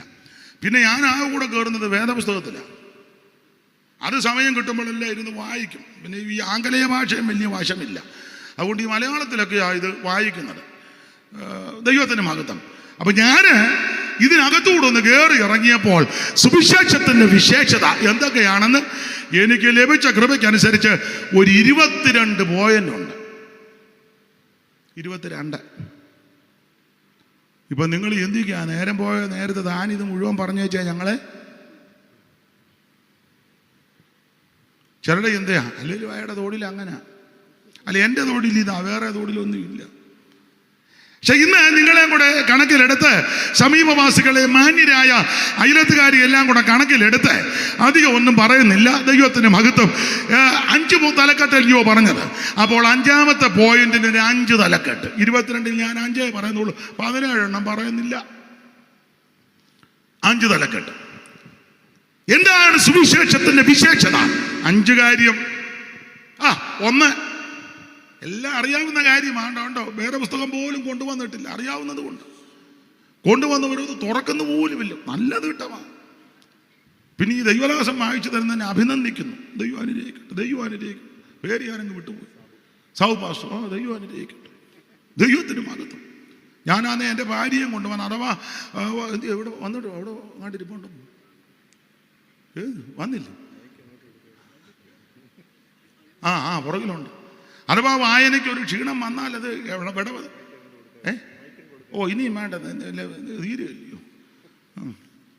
ദൈവത്തിന് മഹത്വം. ഞങ്ങൾ എല്ലാവരും വന്നിട്ടുണ്ട്. സഭയിൽ നിന്ന് പലരും ഉണ്ട്. പി കുര്യൻ പാസ്റ്റർ, ഇപ്പൊ പാടിയ സാമ്, തമ്പിക്കുട്ടി പാസ്റ്റർ, പിന്നെ സണ്ണി, എല്ലാവരും ഉണ്ട്. എല്ലാവരും ഒത്തിരി പേരുണ്ട്. സ്തോത്രം. ഉപവാസ പ്രാർത്ഥന 10 ദിവസം ഇന്ന് തീർന്നുകൊണ്ട് ചിലർക്കൊക്കെ ഇച്ചിരി ബന്ധപ്പാടുണ്ടായിരുന്നു. 10 ദിവസവും കണ്ടിന്യൂ ഇരിക്കുകയല്ലോ. കർത്താവിൻ്റെ ദാസിയും കഴിഞ്ഞ ഞായറാഴ്ച ഉണ്ടായിരുന്നു. ദൈവത്തിന് മഹത്വം. ഞങ്ങളുടെ ഷിബു പാസ്റ്റർ ലണ്ടനിൽ അവരുടെ വീട്ടിലാണ് താമസിക്കുന്നത്. എൻ്റെ കൂടെയുള്ള അറിയാമല്ലോ. താമസൻ ഷിബു പാസ്റ്ററോട് പുള്ളി ചിലപ്പോൾ ചിന്തിക്കുക, കൂടെ കാണുന്ന കണ്ടില്ലല്ലോ. അപ്പൊ ശ്രദ്ധിക്കുക. ആ മാന്യ കുടുംബത്തെ ഓർത്ത് ദൈവത്തെ സ്തുതിക്കുന്നു. കർത്താവിന്റെ വിലയ്ക്ക് പല നിലകളിലാണല്ലോ സഹായം. ദൈവം അനുഗ്രഹിക്കട്ടെ. അപ്പൊ ശ്രദ്ധിക്കുക, എന്താണ് സുവിശേഷത്തിന്റെ വിശേഷത? ദൈവത്തിന് മഹത്വം. 1, സുവിശേഷത്തിന്റെ വിശേഷത ഇത് രക്ഷിക്കുന്ന മാർഗമാണ്. റോമാലേഖനം 1-ാം അധ്യായത്തിന്റെ 16-ാം വാക്യം. സുവിശേഷം രക്ഷിക്കുന്ന മാർഗമാണ്. റോമാലേഖനം 1-ാം അധ്യായത്തിന്റെ 16-ാമത്തെ തിരുവെടുത്ത്. സുവിശേഷത്തെ കുറിച്ച് എനിക്ക് ലജ്ജയില്ല. വിശ്വസിക്കുന്ന ഏവനും ആദ്യം യഹൂദനും പിന്നെ യവനനും അത് രക്ഷയ്ക്കായി ദൈവശക്തിയാകുന്നു. പ്രിയരേ, സുവിശേഷത്തിന്റെ വിശേഷത ഇത് രക്ഷിക്കുന്ന മാർഗമാണ്. ഒരു വിഭാഗത്തെ മാത്രമല്ല, ഒരു കൂട്ടരെ മാത്രമല്ല, ഒരു ഏരിയയിലുള്ളവരെ മാത്രമല്ല, സകല മനുഷ്യനെയും രക്ഷിക്കുന്ന മാർഗമാണ് സുവിശേഷം. മറ്റൊരുത്തനിലും രക്ഷയില്ല. നാം രക്ഷിക്കപ്പെടുവാൻ ആകാശത്തിന് കീഴിൽ മനുഷ്യരുടെ ഇടയിൽ നൽകപ്പെട്ട ഒരേ ഒരു നാമം, യേശുവിന്റെ പരിശുദ്ധ നാമം.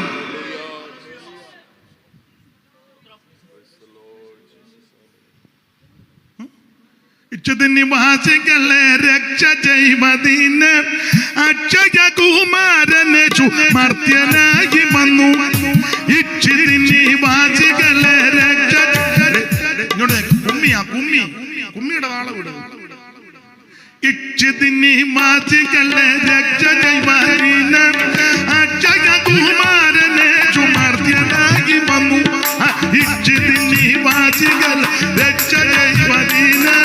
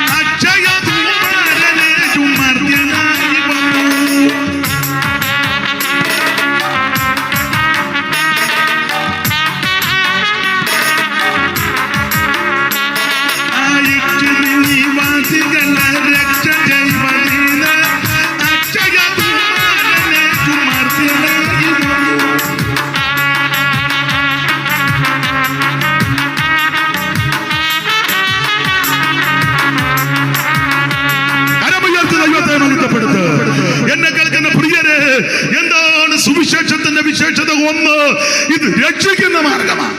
മോനെ, ഇനി വെള്ളത്തിന് പോകണ്ട, നിർത്തി ഞാൻ നിർത്തുക. മോനിവിടെ വന്നിരുന്നു. നീ അങ്ങോട്ട് കാലം ഉരുണ്ട് പോയി കാലം തട്ടി വീണെങ്കിൽ പിന്നെ മോൻ ഇവിടെ ഇരുന്നു. ഇനി വെള്ളം മതി, ഒത്തിരി ഞാൻ കുടിച്ചു, നിങ്ങളും കുടിച്ചുകൊണ്ടിരിക്കുക. പിന്നെ ദൈവത്തിന് മഹത്വം. അതുകൊണ്ട് ഇന്ന് രാത്രി പ്രിയരെ, സുവിശേഷത്തിന്റെ വിശേഷത ഒന്ന്, ഇത് രക്ഷിക്കുന്ന മാർഗമാണ്. ഏത് വ്യക്തിയെയും രക്ഷിക്കും. ഈ രക്ഷ കരസ്ഥമാക്കാൻ ഒന്നും കൊണ്ട് കൊടുക്കണ്ട. ഇവിടെ നേർച്ചപ്പെട്ടി ഒന്നും വെച്ചിട്ടില്ല, നിരതദ്രവ്യ ഒന്നും കൊണ്ട് കിഴിയൊന്നും വെക്കണ്ട. അരി വേണ്ട, തുണി വേണ്ട, മണി വേണ്ട, കിണി വേണ്ട, ആട് വേണ്ട, മാട് വേണ്ട, കാട് വേണ്ട, വണ്ടി വേണ്ട, ഒന്നും വേണ്ട. അല്ല, എന്തോ വേണ്ട, അങ്ങോട്ട് ചെന്നിട്ടും പ്രയോജനം ഒന്നും ഉണ്ടാകട്ടെ എന്ന് പറയുമ്പോൾ മുഴുവനും ഉണ്ടാക്കിയ ദൈവത്തിന് എന്തിനാ? നിന്റെ വല്ലോ. ദൈവത്തിന് നിന്നെ ആവശ്യം ദൈവത്തിന്. നിന്റെ പൈസ ഒന്നും വേണ്ട, 5 രൂപ ദൈവത്തിന് വേണ്ട. ദൈവത്തിന് ആവശ്യം നിന്നെയാ. അത് ഒറ്റ വാക്ക് പ്രാർത്ഥിച്ചാൽ മതി. എൻ്റെ ദൈവമേ, ഇന്ന് രാത്രി എന്നെ രക്ഷിക്കണം. എൻ്റെ ദൈവമേ, ഇന്ന് രാത്രി എന്നെ കൈവിടരുത്. ഇന്ന് രാത്രി എന്നെ രക്ഷിക്കണം. എൻ്റെ ഉള്ളത്തിലേക്ക് വരണമെന്ന് ഈ രാത്രി ഏത് വ്യക്തി പ്രാർത്ഥിക്കുന്നോ അവരെ ഇന്ന് രാത്രി ദൈവം രക്ഷിക്കും. വിശദീകരിക്കുന്നില്ല, നിർത്തുക. ദൈവത്തിന് മഹത്വം. അപ്പോൾ സുവിശേഷത്തിന്റെ വിശേഷത ഒന്ന്, ഇത് രക്ഷിക്കുന്ന മാർഗമാണ്. രണ്ട്, സുവിശേഷം സമാധാനം തരുന്ന മാർഗമാണ്. വായിച്ചേ, എഫേസ്യ ലേഖനം 6-ാം അധ്യായത്തിന്റെ 14-15 വാക്യം. അറിവുള്ള വാക്യമെങ്കിലും ഇത് വായിച്ച് കേൾപ്പിക്കുന്നതല്ലയോ കുറച്ചുകൂടെ ഉചിതം. എഫേസ്യ ലേഖനം 6-ാം അധ്യായത്തിന്റെ 14-15 തിരുവെടുത്തുകൾ. നിങ്ങളുടെ അരയ്ക്ക് സത്യം കിട്ടിയും പിന്നെ നീതി എന്ന കവചം ധരിച്ചും സമാധാന സുവിശേഷത്തിനായുള്ള ഒരുക്കം, കാലിന് ചെരുപ്പാക്കി. മതി. എന്താ സുവിശേഷത്തിന്റെ രണ്ടാമത്തെ വിശേഷത? ഇത് സമാധാനം തരുന്ന മാർഗമാണ്. ഇന്ന് രാത്രി മദ്യം നിനക്ക് സമാധാനം തരത്തില്ല. കേട്ടു, ആർക്ക് കഷ്ടം, ആർക്ക് കലകം, ആർക്ക് ആവലാതി. മദ്യം രുചിക്കുന്നവർക്കും കുടിക്കുന്നവർക്കും രുചിക്കുന്നവർക്കും നോക്കുന്നവർക്കും അതിലാശ്രയിക്കുന്നവരൊക്കെ അവരെ നീ അടിച്ചു, നൊന്തില്ല, അറിഞ്ഞില്ലെന്നൊക്കെയാ പറയുന്നത്. ഇന്ന് രാത്രി സ്നേഹിത സുഹൃത്ത്, മദ്യമല്ല നിനക്ക് സമാധാനം തരുന്നത്. ആമേൻ നിന്റെ കുടുംബത്തെ നശിപ്പിക്കും. നിന്റെ ശരീരത്തെ കാർന്നു തിന്നും. ആമേൻ മാത്രമാണ് നിന്റെ കുഞ്ഞുങ്ങൾ അനാഥരാകും. നിന്റെ കുടുംബത്തെ നശിപ്പിക്കും. നിന്നെ ആമേൻ സ്വോത്ര അധോഗതിയിലാക്കും. അതുകൊണ്ട് ഇന്ന് രാത്രി മദ്യമല്ല നിനക്ക് സമാധാനം തരുന്നത്. ഇപ്പോഴാണ് എല്ലായിടത്തും അങ്ങ് ബാറാ ഉള്ള മെയിൻ റോഡിലല്ല.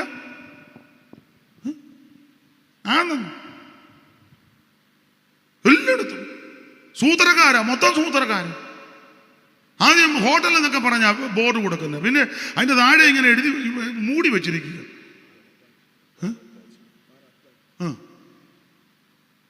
ഈ കുരിശൻ തൊട്ടി, അമ്പലം, അങ്ങനെയുള്ളതിനൊക്കെ ഇത്ര മീറ്റർ നകല. അതിന് ഒരു എവിടാന്നൊന്നും പറയുന്നില്ല. ഞാൻ കണ്ടുപിടിച്ചത്. അപ്പൊ ഈ കുരിശൻ തൊട്ടിയുടെ അവിടുന്ന് അങ്ങോട്ട് നോക്കിയാൽ ഇത്ര മീറ്റർ കൊടുക്കാനൊക്കത്തില്ല. അവൻ കൊണ്ട് വാവല് വേറൊരു സ്ഥലത്ത് ആക്കി. അപ്പൊ വാവല് കൂടെ വരുമ്പോൾ ഇത് എങ്ങനുണ്ടാ? വാവല് മെയിൻ റോഡിന് അവിടെ വെക്കേണ്ടത്. വെച്ചാൽ ഈ കുരിശൻ തൊട്ടി അപ്പുറം ഗുരുമന്ദിരം കൊടുക്കാൻ അനുവദിക്കത്തില്ല. ഇവന്റെ എല്ലാം സൂത്രം. അതിനവൻ അങ്ങേയറ്റത്ത് കൊണ്ട് വാതിൽ വെച്ചു. അപ്പൊ ആ വാതിൽ ഇങ്ങോട്ട് അളക്കുമ്പോ അങ്ങനെ അനുവാദം കൊടുത്തു. അവൻ അവിടം കെട്ടിയടച്ച് ഇവിടെ തുറന്നു. എങ്ങനെയുണ്ട്? എല്ലാവരും ചത്ത വീട്ടിയിരിക്കുന്നത് പോലെ നശിപ്പിക്കുകയല്ലേ. എന്നിട്ട് മുട്ടിന് ബാറിൽ ഇങ്ങോട്ട് ഇറങ്ങി വരുമ്പോ ഉടനെ പോലീസ് ഊതറാം. എന്നോടും പറഞ്ഞു ഊതാൻ. ഞാൻ ഊതി.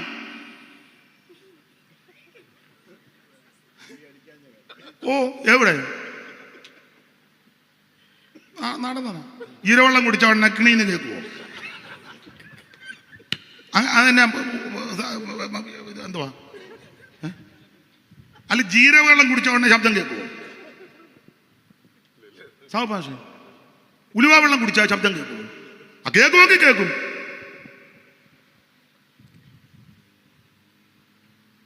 എനിക്ക് ചിലരുടെ ഇരിപ്പ് കണ്ടിട്ട് ഡൗട്ട് ഉണ്ട്. ഞാൻ ഉലുവാവും. സ്തോത്രം. അയ്യോ, മദ്യം നിനക്ക് സമാധാനം തരത്തില്ല, ലഹരി പദാർത്ഥങ്ങൾ സമാധാനം തരത്തില്ല, പാപകൃതികൾ, പാപ വഴികൾ, ഇതൊന്നും സമാധാനം തരത്തില്ല. ഇന്ന് രാത്രി എന്നെ കേൾക്കുന്ന പ്രിയരെ, സമാധാനം യേശുവിലുണ്ട്. അയ്യോ, യേശുക്രിസ്തുവിന്റെ പേര് തന്നെ പലതുണ്ട്, പര്യായ പദങ്ങളെ. അതിലൊരു പദം ഇങ്ങനെ, സമാധാന പ്രഭു.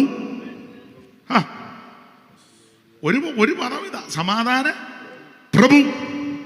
എങ്ങനെയാ ഈ സമാധാനം? പ്രവാചകൻ പറയുക, നദി പോലെ ഒഴുക്കുക. അങ്ങോട്ട് പാട്ടില്ലേ മോളെ, നദി പോലെ? ഒരു വരി ഒന്ന് പാടിക്കും. എനിക്ക് സാംസനെ അറിയത്തില്ല. ഒരു വരി ഒന്ന് പാടും. സന്തോഷത്തിനല്ല, സാംസനെ കൊച്ചാക്കാനല്ല.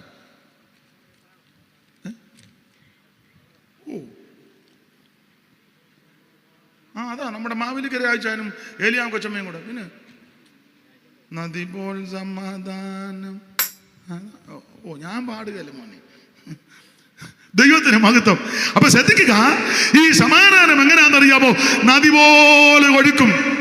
ഇന്ന് രാത്രി മനോദുഃഖത്തോടെ, മനോവേദനയോടെ, ചഞ്ചലചിത്തരായി, അയ്യോ എങ്ങനെ രക്ഷപ്പെടും, എനിക്ക് ആരുമില്ല, എന്തിന് ഞാൻ ജീവിക്കുന്നു, തിങ്ങി വിങ്ങുന്ന ഹൃദയവേദനയുമായി ഭർത്താവിനോടോ ഭാര്യയോടോ മക്കളോടോ മാതാപിതാക്കളോടോ ആരോടും അറിയിക്കാതെ മനോദുഃഖത്തോടെ ആരെങ്കിലും ഇന്ന് രാത്രി എന്നെ കേൾക്കുന്നെങ്കിൽ യേശു നിനക്ക് സമാധാനം തരും. അങ്ങനെ സമാധാനം പ്രാപിച്ചവരാ ഇടിയിരിക്കുന്നേ. അമ്മയുടെ കയ്യിലോട്ടൊക്കെ മൈക്ക് കൊടുത്ത് ഇങ്ങോട്ട് കയറി വരാൻ പറഞ്ഞ അമ്മ പറയും, എന്റെ പാസ്റ്റേ ഒരു സമാധാനവും ഇല്ലായിരുന്നു, പക്ഷെ യേശു ഉള്ളത്തിൽ വന്നു, ഇപ്പൊ സമാധാനമാണ്. സ്തോത്രം. സമാധാനമായി. യേശു സമാധാനം തരും. ഇവിടെ വന്നവർക്ക് ആർക്കും പ്രശ്നമില്ലെന്ന് ധരിക്കരുത്. എല്ലാവരും പ്രശ്നക്കാരാണ്. കടഭാരമുള്ളവര്, വീടില്ലാത്തവര്, വാടകയ്ക്ക് താമസിക്കുന്നവര്, വാടക കൊടുക്കാൻ ബുദ്ധിമുട്ടുന്നവര്, പിള്ളേരില്ലാത്തവര്, പിള്ളേരെ ഓർത്ത് വ്യാകുലപ്പെടുന്നവര്, കുഞ്ഞുങ്ങളുടെ ഭാവി ഓർത്ത് ഞെരങ്ങുന്നവര്, ഉപരിപഠനം എങ്ങനെയാണെന്ന് ചിന്തിച്ച് ഭാരപ്പെടുന്നവര്, കല്യാണം നടക്കാതെ എന്തെല്ലാം പ്രശ്നങ്ങളായി ഇവിടെ ഇരിക്കുന്നവര് ഉണ്ട്. വീഡിയോ എടുക്കുന്ന പുള്ളിക്ക് പ്രശ്നമൊന്നുമില്ലയോ? ഏനാ നിന്ന് പറഞ്ഞു, പ്രശ്നമില്ലേ? ഉണ്ട്. ഷൈനി സിസ്റ്റർക്കില്ലയോ വിഷയം? ഉണ്ട്. വാക്യം വായിക്കുന്ന സാഹു നല്ല ക്ലിയറായിട്ട് വായിക്കുന്ന, പ്രശ്നമൊന്നുമില്ലേ? മുഴുവൻ പ്രശ്നമാണെന്നാ പുള്ളിക്ക്. സാംസന് പ്രശ്നമൊന്നുമില്ലേ? ഇരിക്കുന്ന കാണുമ്പോൾ അറിയാം പ്രശ്നമാ. സ്തോത്രം. മോന് പ്രശ്നമൊന്നുമില്ലേ?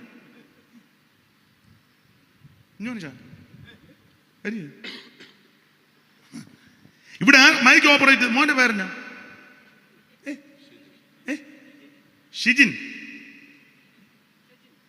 ഷിജിന് പ്രശ്നമൊന്നുമില്ലേ മോനെ? അതല്ലേ ഇടയ്ക്ക് ഇറങ്ങിപ്പോയത്. എല്ലാവർക്കും പ്രശ്നമാണ്. ഇവിടെ ഇരിക്കുന്ന എല്ലാവരും ഒന്നല്ലെങ്കിൽ ഷിജിന്റെ പുറകെ ഇരിക്കുന്ന അമ്മേ പ്രശ്നമൊന്നുമില്ല അമ്മേ. വെള്ളസാരി കൊടുത്ത അമ്മേ. തള്ളക്ക് കേൾക്കാനൊന്നും മേല. അമ്മയെ പ്രശ്നമൊന്നുമില്ലേ? ഉണ്ട്. എന്നാലും എന്ത് സന്തോഷത്തോടെ അമ്മ ഇരിക്കുന്നേ. ഇവിടെ ഇരിക്കുന്ന എല്ലാവർക്കും പ്രശ്നം, ഒന്നല്ലെങ്കിൽ മറ്റൊരു പ്രശ്നം. പക്ഷേ ഈ പ്രശ്നങ്ങളൊക്കെ ഉണ്ടെങ്കിലും ഇന്ന് രാത്രി ഇവിടെ ഇങ്ങനെ ഇരിക്കുന്ന എന്നാന്നറിയാമോ? യേശു ഞങ്ങളുടെ ഉള്ളത്തിലുണ്ട്. യേശു ക്രിസ്തുവിൽ കൂടിയുള്ള സമാധാനം ഞങ്ങൾ അനുഭവിച്ചുകൊണ്ടിരിക്കുക. ഇന്ന് രാത്രി സുവിശേഷം രക്ഷിക്കുന്ന മാർഗം. 2, സുവിശേഷം സമാധാനം തരും. എനിക്ക് നിർത്താനൊന്നും തോന്നുന്നില്ല. ദൈവത്തിന് മഹത്വം. ഹല്ലേലൂയ. യേശു നായകൻ, സമാധാന ദായകൻ, നിനക്കെന്നും ദാനമേ. എന്തിനാകുലം കലരുന്നൻ മനമേ, എന്തിനാകുലം കലരുന്നൻ. നിർത്താൻ പറയാതെ എന്നാ മോനെ, വിഷയം വല്ലോ ആണ്. ഇച്ചിരി പറഞ്ഞോട്ടെ.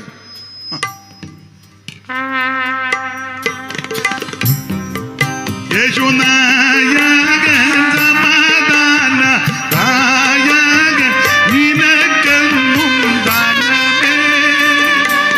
എന്തിനാകുലം കലരുന്നൻ മനമേ, എന്തിനാകുലം കലരുന്നൻ. അപ്പൊ ഇത് സമാധാനം തരും. ഈ സമാധാനം കൈവരിക്കാൻ ഒന്നും കൊടുക്കണ്ട, ഒന്നും വേണ്ട. വെള്ളത്തുണിയും കൊണ്ട് കൊടുക്കണ്ട, മഞ്ഞ തുണിയും കൊടുക്കണ്ട, ചുമന്ന തുണിയും കൊടുക്കണ്ട, കറുത്ത തുണിയും കൊടുക്കണ്ട, അരിയും വേണ്ട, പൊരിയും വേണ്ട, ഒന്നും വേണ്ട. കോഴിയും വേണ്ട, ആടും വേണ്ട. കോഴിയുടെ പടലേക്ക് എന്നാ സമാധാനം കേട്ടോ? കോഴിക്ക് സമാധാനം ഇല്ലാതെ പോയി കിടക്കും. കോഴിയുടെ സമാധാനം കളഞ്ഞാൽ ചാന്നോടാ നീ, നിനക്ക് സമാധാനം?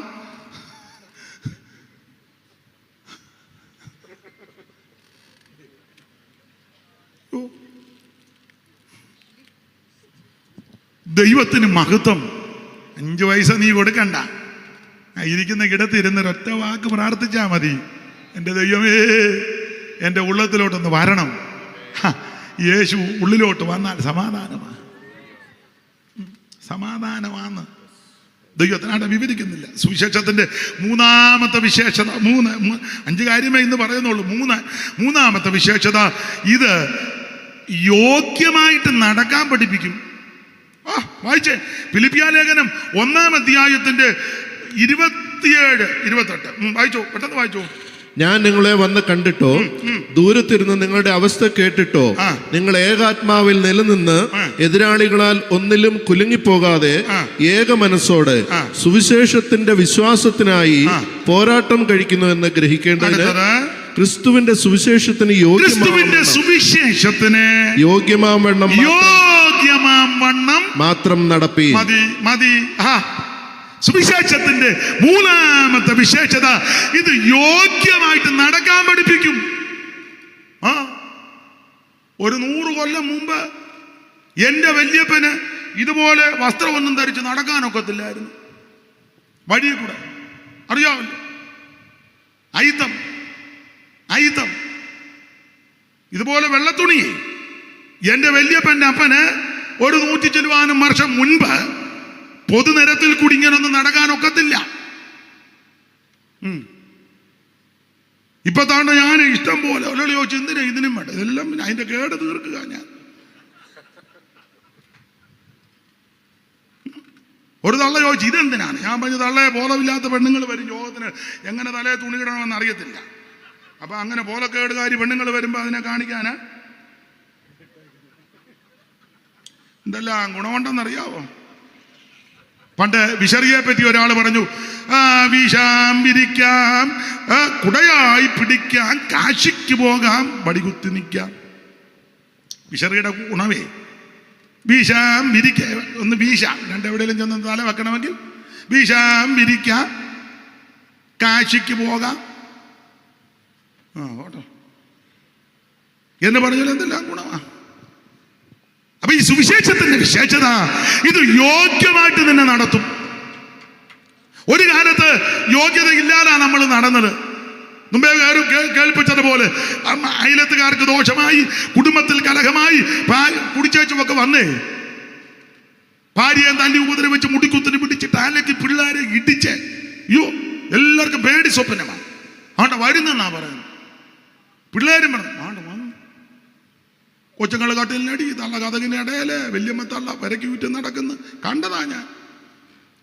അവസാനം തള്ളക്കിട്ടൊരു തല്ല്, പെറ്റ തള്ളക്കിട്ട് ഇത് അകത്തോട്ട് ചെന്ന വല്ല ബോധമുണ്ടോ? അപ്പൊ തള്ള തലേ കൈ വെച്ച് പ്രാകുന്നത് ഞാൻ കൊച്ചുനാളി കേട്ടതാ. പ്രാഗിങ്ങനെ, എടാ നിന്നെ കാലപാമ്പ് കൊത്തിക്കൊല്ലുവന്ന്. എന്നാ പാമ്പാന്ന് ഇതുവരെ എനിക്ക് പിടിയും കിട്ടിയിട്ടില്ല. കാലപാമ്പ് അണലിയാണ്. ഇന്നാണ് ആണ്ട് വെള്ളിക്കെട്ടന് 5 ഈ വീട്ടിൽ ഇതിന് വേണ്ട പാമ്പ്. എനിക്കൊന്ന് പാമ്പം കണ്ട അവിടെ പെറ്റുപിരിക്കുന്നത്. യോ ദൈവമേ, ആ കുഞ്ഞുങ്ങൾ കടന്നു പോയല്ലോ, സങ്കടം. സൂക്ഷിക്കണേ. അതാ ഞാൻ മോനങ്ങോട്ട് വെള്ളത്തിന് പോയപ്പോൾ പോകണ്ടെന്ന് പറഞ്ഞു. നാശം വന്നു. ഇവിടെയൊക്കെ തെളിഞ്ഞാ കിടക്കുന്നു, എന്നാലും പോകണ്ട. ഇരുട്ടത്ത് ഇറങ്ങുമ്പോഴേ ഒക്കെ ശ്രദ്ധിച്ചോണേ. വല്ലാത്ത അന്തരീക്ഷമാണ്, വല്ലാത്ത കാലമാണ്. അപ്പൊ ചുരുക്കി പറഞ്ഞാൽ, ഈ തള്ള തലേ കൈവച്ച് പ്രാകുന്ന ഞാൻ കേട്ടതാ, എടാ നിന്നെ കാലപാമ്പ് കൊത്തി. അങ്ങനെ കൊത്താനൊന്നും അല്ല അമ്മ പറഞ്ഞത്, സഖികെട്ട് പറഞ്ഞതാ. പെറ്റതള്ളമാരങ്ങനെ ഇച്ചിരി പ്രാകിയാലും എന്തേലുമൊക്കെ പറഞ്ഞാലും ഇച്ചിരി കഴിയുമ്പോൾ അവരുടെ ഹൃദയം, ദൈവമേ ഞാൻ അറിയാതെ എൻ്റെ കുഞ്ഞിനെ അങ്ങനെ പറഞ്ഞു, ദൈവമേ ഒന്നും വരുത്ത. അമ്മ അതാ, ഈ അമ്മേനെ നീ കൊണ്ട് അനാഥാലയത്തിൽ ഇട്ടേക്കുന്നു. എടാ കഴുതേ, ഇങ്ങനെയുള്ള അമ്മേനെ അനാഥാലയത്തിൽ കൊണ്ടിട്ടിരിക്കുക. എന്നിട്ട് ചത്ത് കഴിയുമ്പോൾ ഇവൻ പോസ്റ്റയിലും മതിലയിലെല്ലാം സ്തോത്രം അമ്മച്ചി നിത്യതയിൽ അന്ന് 5-6 ബൊക്കയായിട്ട് തള്ളിക്കൊണ്ട് വരിക. എന്നതിന് ജീവിച്ചിരിക്കുമ്പോൾ പെറ്റതള്ളക്ക് വെള്ളം കൊടുക്കാത്ത നീയാന്നോടാ ചത്ത് കഴിയുമ്പം നാട്ടുകാർക്കെല്ലാം മണ്ണും പഴവും പപ്സും വേണം. തള്ളയ്ക്ക് കൊടുക്കണ്ടേ? ആട്ടെ, ഞാനങ്ങ് അടങ്ങുക. ദൈവത്തിന് മഹത്വം. അപ്പൊ തള്ളയും ഭാര്യയൊക്കെ പ്രാഗി, ഭാര്യയെ തല്ലി തലമുടിക്ക് പിടിച്ച് കണ്ടോണ്ടിരിക്കുക. തലമുടിക്ക് പിടിച്ച് നമുക്ക് അടുക്കാൻ പറ്റുമോ? ഞാനിന്ന് കൊച്ച അടികൊണ്ട് വശം കെട്ടപ്പാ തള്ള അല്ലെ മൂപ്പ തള്ള അവിടെ കിടന്ന് പറയാ തൻ്റെ തലയിൽ വെള്ളിടി വെട്ടുവന്നു. ഇത് ഞാൻ കേട്ടതാ. ഇത് അങ്ങനെ വെട്ടാനോ നശിക്കാനല്ല, സ്വസ്ഥത കെടുത്തി. പക്ഷേ ആ വ്യക്തി രക്ഷിക്കപ്പെട്ടു. യേശുവിനെ അറിഞ്ഞു. മറ്റേതെല്ലാ ദിവസവും തന്തയ്ക്ക് ആലോക്യവും അലപ്പറയുക. ഇപ്പൊ സന്ധ്യയാകുമ്പോൾ വേറെ പുസ്തകം എടുത്തു വെച്ചുകൊണ്ട് പാട്ടുപാടി ദൈവത്തെ മഹത്വപ്പെടുത്തുക. എന്ത് യോഗ്യമായിട്ടാണ് ഇപ്പം ജീവിക്കുന്നത്? എന്താ സുവിശേഷം യോഗ്യമായിട്ട് ജീവിക്കാൻ ഇടയാക്കും. പണ്ടൊന്ന് പറഞ്ഞ് രണ്ടാമത്തിന് തല്ലും ബഹളവും തെറി. ഞങ്ങൾക്കൊരമ്മയുണ്ട്, ഞാൻ ഇടയ്ക്കിടയ്ക്ക് അമ്മയെ കാണാനൊക്കെ പോകും. പ്രായമാണ്. തള്ളയുടെ പുള്ളിയെ സഖാവെന്നാ അമ്മച്ചിയെ വിളിക്കുന്ന സഖാവ്. ബാക്കി പേര് ഞാൻ അറിയായിരിക്കും. ഇപ്പോഴും ഉണ്ട് 100 വയസ്സ്.